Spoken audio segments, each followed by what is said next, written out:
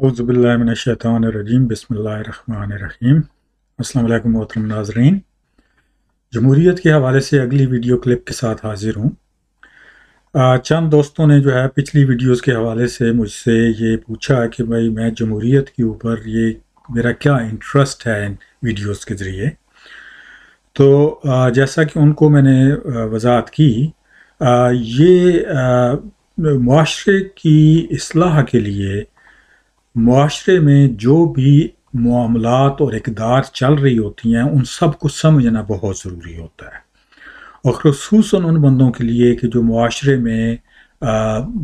Leadership का role अदा कर रहे हों या मुआशरे में उनकी ऐसी पोजीशन हो कि वो दूसरों के लिए एक लीडर का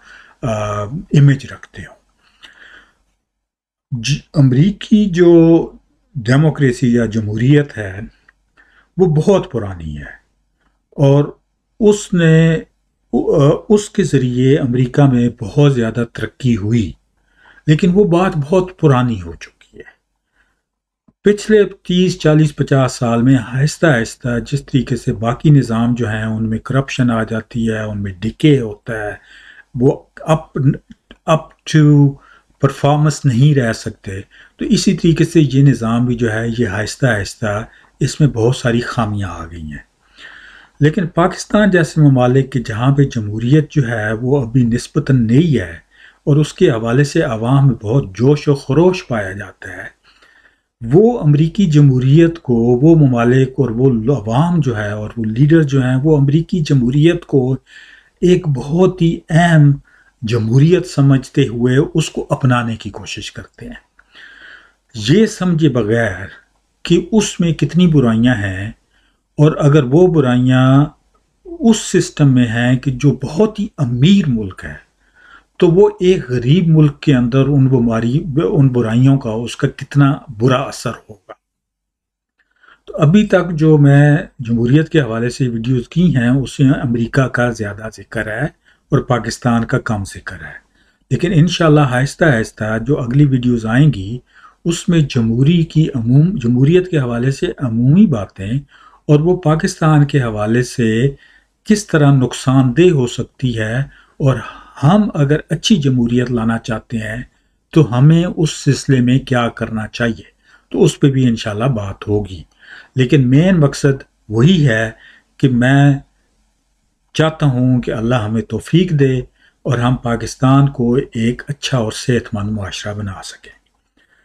तो आज की जो जमहूरियत के हवाले से ये वीडियो क्लिप है उसका उन्वान है अमरीकी जमहूरियत जो है वो जायज़ पैसों पर और मखसूस ग्रुप्स के मफादात के लिए काम कर रही है। लेकिन जैसा कि पिछली 1-2 वीडियोस में मैंने वजाहत की है कि वो मुल्क इतना अमीर और इतना बावसाइल है और पिछले 100 साल में उसने इतनी ताकत अपने अंदर पैदा कर लिया है कि वो उन कमज़ोरियों के बावजूद, उन जमहूरियत में कमज़ोरियों के बावजूद उसके मुआशरे के ऊपर बहुत ज़्यादा असर नहीं पड़ रहा। लेकिन अगर यही ट्रेंड चलता रहा तो अगले 10-20 साल में वो मुआशरे के ऊपर, अमेरिका जैसे मुआशरे में भी उसका बुरा ट्रेंड होना शुरू हो जाएगा। और पाकिस्तान जैसे मुआशरे में जहाँ पे वसाइल पहले ही कम है, इकॉनमी बहुत कमज़ोर है, तो वहाँ पे जब ये इस तरह की प्रैक्टिसेस आती हैं तो वो हमारे मुल्क को बहुत ज़्यादा नुकसान पहुँचाती हैं। तो चले मैं आपको वजाहत करता हूँ कि अमरीकी जमहूरियत में जो पैसे का फ़्लो है उसका एक इम्पॉर्टेंट एलिमेंट क्या है। अमेरिका में जो है, जिन लोग दोस्त अहबाब को नहीं पता, वहाँ पे सदारती निज़ाम हुकूमत है, सदर भी अवाम की वोट से इलेक्ट होता है, और साथ ही साथ एक हाउस ऑफ रिप्रेजेंटेटिव्स है कि जिसको पाकिस्तानी हवाले से आप नेशनल असम्बली समझ लें, और एक सेनेट है, और अमरीकी सेनेटर्स जो हैं वो भी अवाम के वोट से इलेक्ट होते हैं। और ये फेडरल निज़ाम है, और फिर उसके बाद स्टेट लेवल के ऊपर जो कानून साजी है और कानूनदान है वो अलग निज़ाम है, उसको आप प्रोविंशियल असम्बली समझ लें। तो 50 प्रोविंशियल लेवल के, स्टेट लेवल के सिस्टम है, और फिर एक फेडरल सिस्टम है, और फेडरल में प्रेसिडेंट इलेक्ट होके आता है,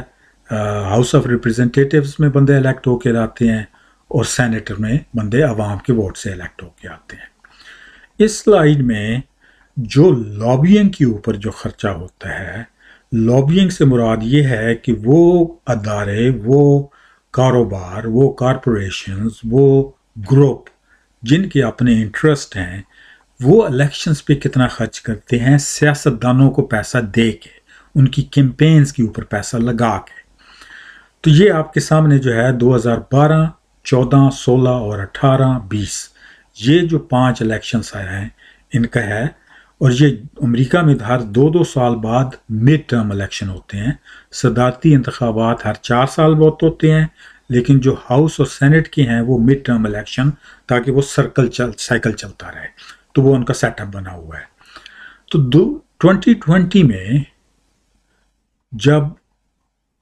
یہ الیکشن ہوئے ہیں جس میں ٹرمپ اور بائیڈن مقابلے پہ تھے، تو اس میں صدارتی الیکشن بھی ہوئے ہیں، اور اس میں ساتھ ساتھ جو کانگریس کے جو ہیں، جو ہاؤس آف ریپرزینٹیٹیو اور سینٹ کو ملا کے ہم کانگریس کہتے ہیں، تو کانگریس کے بھی الیکشن ہوئے ہیں۔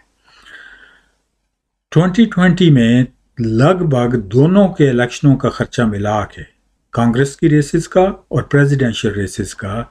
لگ بھگ $14 بلین خرچ ہوئے ہیں۔ اور یہ ابھی اس سائیکل کے اگلے جو الیکشن ہیں، جو کانگریس کے اور سینٹ، یعنی سینٹ اور ہاؤس آف ریپرزینٹیٹیوز کے جو ہیں، جو الیکشن ہیں، وہ ابھی اس سال ہونے ہیں، اور ان کے اوپر اندازہ ہے کہ تقریباً 6-7 بلین مزید 8 بلین مزید ڈالر خرچ ہوں گے۔ تو یعنی ایک الیکشن سائیکل میں، امریکہ کی ایک الیکشن سائیکل میں کارپوریشنز، مخصوص ادارے، مخصوص طبقے، سارا جو خرچہ ہے ملا کے، اور عوام بھی جو ڈونیشن دیتی ہے، تو 2020 کا جو الیکشن سائیکل ہے اس میں تقریباً $25 بلین خرچ ہوں گے۔ اس اماؤنٹ کا اندازہ لگانے کے لیے کہ یہ کتنی بڑی اماؤنٹ ہے، آپ یہ ذہن میں رکھیں کہ پاکستان کا بجٹ جو ہے وہ 50 بلین سے کم ہے۔ سالانہ بجٹ پورے ملک کا 50 بلین سے زیادہ کم ہے، تو اس کے آدھی اماؤنٹ تقریباً، یا آدھی سے بھی تھوڑی سی زیادہ جو ہے، وہ امریکہ میں صرف الیکشنوں پہ خرچ ہوتی ہے۔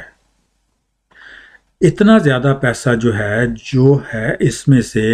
اس پیسے میں سے لگ بھگ 1/3 سے زیادہ کارپوریشنز خرچ کرتی ہیں اپنے امیدواروں پہ، ان کی تحریکوں پہ، ان کی کمپینوں پہ۔ گروپس جو جن کے اپنے ذاتی مفاد انٹرسٹ گروپس ہیں، وہ خرچ کرتے ہیں۔ تو یہ چیز ذہن میں رکھتے ہوئے آپ کے لیے کوئی عجیب بات نہیں لگتی کہ امریکہ میں جو جمہوریت ہے وہ پیسوں کا کھیل ہے، وہ عوام کے ووٹس کا کھیل صرف نہیں ہے۔ عوام یقیناً ووٹ دیتے ہیں، جا کے اپنا ٹپا لگاتے ہیں اور بڑے خوش ہوتے ہیں کہ ہم ووٹ دے رہے ہیں، لیکن جیسا کہ پچھلی ویڈیو میں نے وضاحت کی تھی کہ جو پالیسیوں کے اوپر کنٹرول ہے امریکہ میں بھی، وہ کارپوریشنز اور انٹرسٹ گروپس کا ہے۔ امریکہ میں بھی جتنا زیادہ پیسہ سیاستدان لگاتا ہے، اتنا ہی اس کے جیتنے کے امکان زیادہ ہوتے ہیں، کیونکہ وہ جو کمپین کے اوپر پیسہ لگ رہا ہوتا ہے وہ بندوں کی رائے عامہ بدلنے کے لیے لگ رہا ہوتا ہے، وہ میڈیا پہ خرچ ہو رہا ہوتا ہے، وہ اشتہار بازی پہ خرچ ہو رہا ہوتا ہے، وہ نعرے بازی پہ خرچ ہو رہا ہوتا ہے، وہ بندوں کی کو جو سائیکولوجیکل سٹڈی ہے کہ کس طرح کے بندے کیا چاہتے ہیں اور ان کو کیا بتایا جائے تو وہ خوش ہوں گے، اس کے اوپر وہ پیسہ خرچ ہو رہا ہوتا ہے۔ اور اسی واسطے یہ آپ کے سامنے 2004 سے لے کے 2012 تک کا ڈیٹا مجھے ملا ہے، تو یہ اس ڈیٹا کی بیس کے اوپر اگر آپ دیکھیں تو ہاؤس آف ریپرزینٹیٹیوز میں بھی اور سینٹ میں بھی وہ امیدوار جیتنے کا جنہوں نے زیادہ پیسہ خرچ کیا الیکشنوں میں، ان کے جیتنے کا امکان 80-90% ہے۔ جنہوں نے کم پیسہ خرچ کیا ہے ان کے جیتنے کے امکان 10 سے 15-20% تک ہے۔ تو جتنا پیسہ خرچ کرتے ہیں اتنا ہی وہ جیتتے ہیں، کیونکہ وہ ووٹ اور اسی واسطے میں نے شروع میں جو ہے وہ لفظ جائز استعمال کیا تھا کہ امریکہ نے ایک سسٹم ڈیولپ کر لیا ہے. وہ جو پیسہ خرچ کرتے ہیں، جس طریقے سے وہ سیاستدانوں کو خریدتے ہیں، جس طریقے سے عوام کو انفلوئنس کیا جاتا ہے، عوام کے ووٹ خریدا جاتا ہے، کیونکہ وہ پیسہ لگاتے ہیں اس طریقے سے کہ عوام کو متاثر کر سکیں، وہ ایک سسٹم ہے. تو وہ پیسہ جائز کنسیڈر ہوتا ہے. پاکستان میں وہی پیسہ، چونکہ وہ سسٹم نہیں ہے، تو وہی پیسہ جو ہے وہ بندوں کو پیسے دے کے جو ہے، پاکستان میں اتنے وسائل نہیں ہیں، اتنی سائنس بھی نہیں ہے اتنی کہ وہ جو ہے وہ بندوں کو اسٹڈی کر سکیں. تو اس واسطے وہ بجائے اس کے اسٹڈی کر کے سوچیں کہ بندہ کیا سوچ رہا ہے، اس حساب سے میں بندے کو جا کے کنونس کروں، وہ سیدھا سیدھا جا کے بریانی کھلا دیتے ہیں یا پیسہ دے دیتے ہیں. تو یہ جو جمہوریت کا گندا اسپیکٹ ہے، یہ بہت واضح ہے، یہ پیسوں کا کھیل ہے. اب آپ دیکھیں کہ جو بڑے گروپ ہیں، کہ کون کون سے بڑے گروپ ہیں کہ جو امریکہ کی جمہوریت کو کنٹرول کر رہے ہیں. یہ 2019 اور 20 کے جو الیکشنز ہیں، کہ اس کے حوالے سے جو 6 سب سے بڑے گروپ ہیں جنہوں نے سیاستدانوں کو پیسے دیے ہیں، اور اس میں میرا خصوصاً چونکہ میں ڈاکٹر ہوں تو میرا خصوصاً مطالعہ جو ہے وہ ہیلتھ کیئر کے حوالے سے ہے، کہ جو ہیلتھ ایجنسیز ہیں، جو فارماسیوٹیکل گروپس ہیں، کارپوریشنز ہیں، وہ کس طریقے سے سیاستدانوں کے اوپر اور ان کی کیمپینز کے اوپر پیسہ لگاتے ہیں. اور اس حوالے سے پوری ایک اگلی ویڈیو ہوگی جس میں وہ امریکی پہلو سے بھی وضاحت کروں گا اور پاکستانی پہلو سے بھی اس کی وضاحت کروں گا، کیونکہ پاکستان میں بھی آپ کو پتہ ہے کہ ہر سال دوائیاں مہنگی ہوتی ہیں، دوائیوں کے اوپر کوئی کنٹرول نہیں ہے، فارماسیوٹیکل انڈسٹری کے اوپر کوئی کنٹرول نہیں ہے. تو وہ ایک کنیکشن بنانے کے لیے اینی وے اگر آپ دیکھیں تو دونوں سالوں 2019 اور 20 میں امریکہ میں بھی جو ہیلتھ گروپ ہے، جس میں فارماسیوٹیکل انڈسٹریز ہے، جس میں دوائیاں جو بنانے والے ادارے ہیں، جو ریسرچ والے ہیں، وہ علیحدہ ہے، فارما جو ہے، اور جو دوائیوں کی پلز وغیرہ جو بناتے ہیں اور جو جنیرک ڈرگز بناتے ہیں، وہ گروپ علیحدہ ہے، وہ انڈسٹری علیحدہ ہے.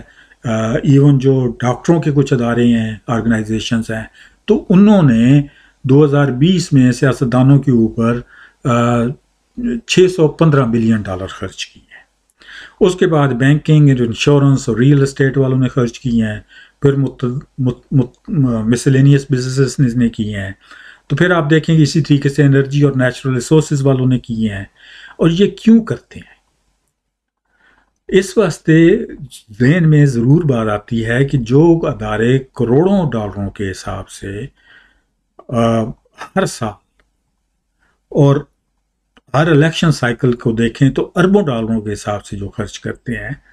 تو وہ اتنا پیسہ کیوں خرچ کرتے ہیں؟ اور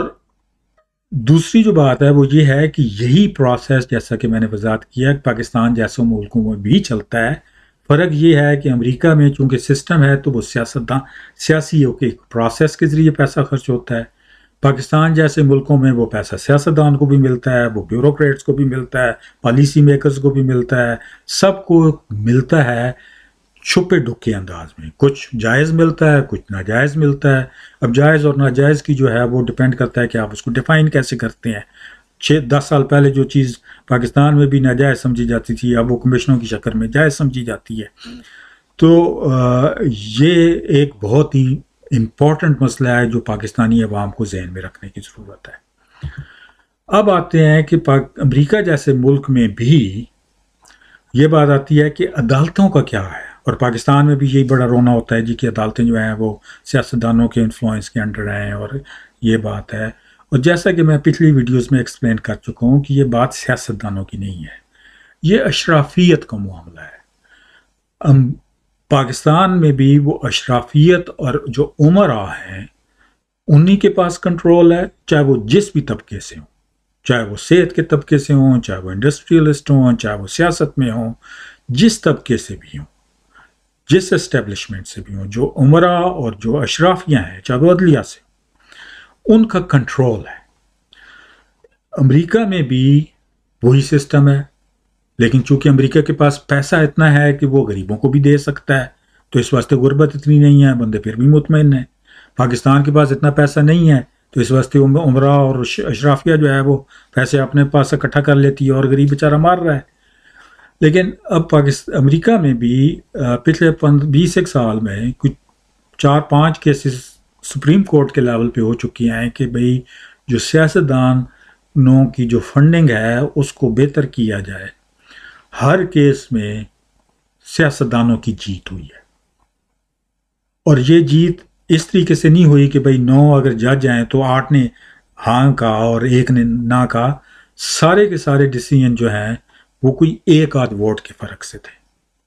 اور یہ جو ہے یہ 2010 کا کیس ہے، بہت اہم ہے، کیونکہ اس کیس میں یہ تھا کہ بھئی گورنمنٹ جو اس کیس کی ایک شک تھی کہ بھئی جو فنڈنگ ہے سیاستدانوں کی کیمپینز کی، اس کے اوپر کوئی ریسٹرکشنز ہونی چاہیے، اور جو اس میں زیادہ ٹرانسپیرنسی ہونی چاہیے، کلیئرٹی ہونی چاہیے، کون فنڈ دے رہا ہے، کتنے فنڈ دے رہا ہے، کیوں وہ دے رہا ہے فنڈ، اس طرح کی باتیں. تو سپریم کورٹ نے 5 ورسز 4 کے ڈیسیژن کے ساتھ کہا جی کہ نہیں، جس کی مرضی ہے وہ سیاستدانوں کے پیسے دے، اور جتنے مرضی پیسے دے. اب